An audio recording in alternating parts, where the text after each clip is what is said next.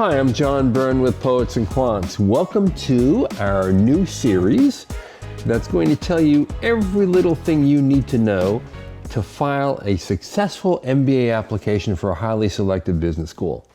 We're calling this Your Ultimate MBA Game Plan. It's sponsored by Fortuna Admissions, the MBA admissions consulting firm, former gatekeepers of the best business schools in the world. And today we have Silpa Sarma, who was an MBA admissions file evaluator at Stanford GSB, which we all know has the lowest acceptance rate of any prestige MBA program in the world. She holds an MBA from Cornell Johnson, and she's now a coach at Fortuna Admissions.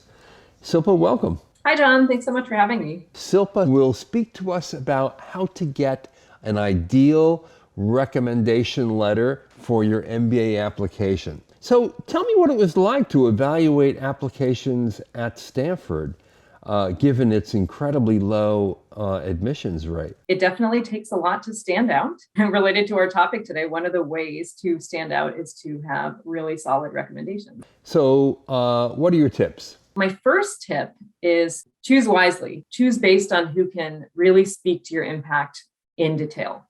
A lot of applicants are inclined to choose recommenders based on their titles or their alumni status if they had attended the school that the applicant happens to be applying to. But the truth is that's really not what matters. Content of the letter is what matters here. Two of the most common mistakes that people make is thinking that if they choose an alum or someone with a big fancy title who's the CEO of a company, they have an advantage. And in fact, they don't unless that person knows them extremely well.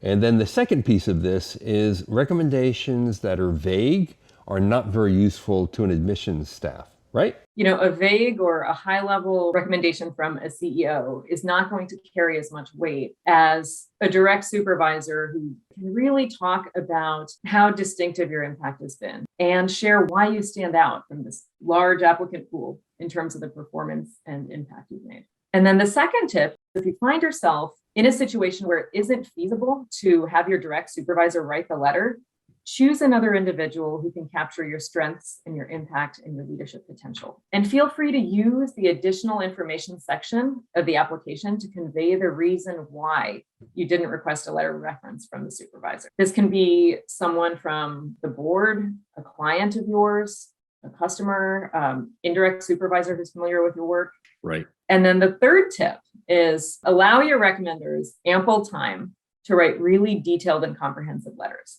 So to stand out, your letters must contain specific examples of how you've made a difference and how the results you were able to achieve differed from other people in comparable positions.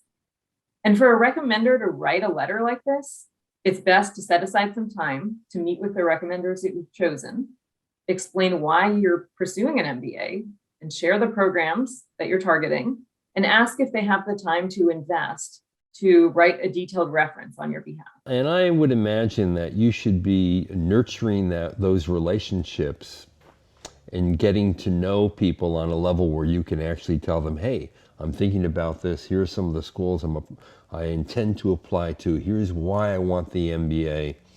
And bring them in almost as a collaborator on your decision, if you can. Absolutely. That's a great strategy, a great way to go about doing it. Now, a common dilemma often regarding recommendation letters is this.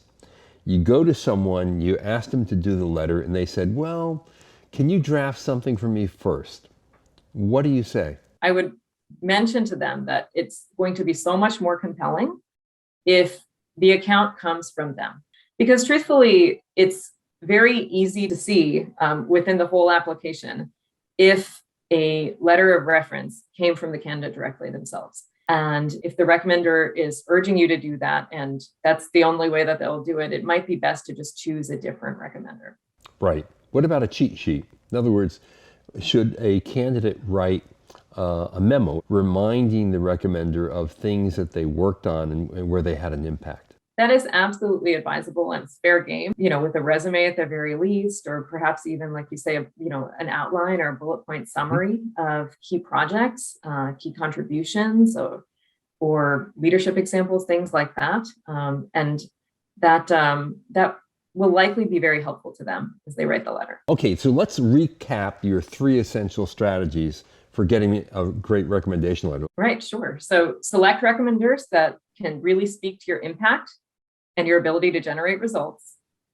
If you can't choose a direct supervisor for any number of reasons, choose the next best alternative and mention that in the additional information section, why you've done so. And then the third thing is allow the recommenders ample time to write really detailed and comprehensive letters. Ideally, meet with them beforehand and really make sure that they can invest the time into this, that they can write the letter in their own words and support your candidacy. All right. So now, how can a candidate reach you? They can sign up for a free consultation on the Fortuna admissions website. That's the easiest way to do it. Terrific. All right. Well, thank you, Silpa. All right. Thanks so much, John. Thanks. So there you have it. 3 essential strategies to get a great recommendation letter. You've been watching Your Ultimate MBA Game Plan, sponsored by Fortuna Admissions, giving us some really great advice on how to secure great recommendation letters to help your candidacy at a highly selective business school. Former gatekeepers, people who've actually had to make these decisions at the best business schools. This is John Byrne with Poets and Quants. Thanks for watching.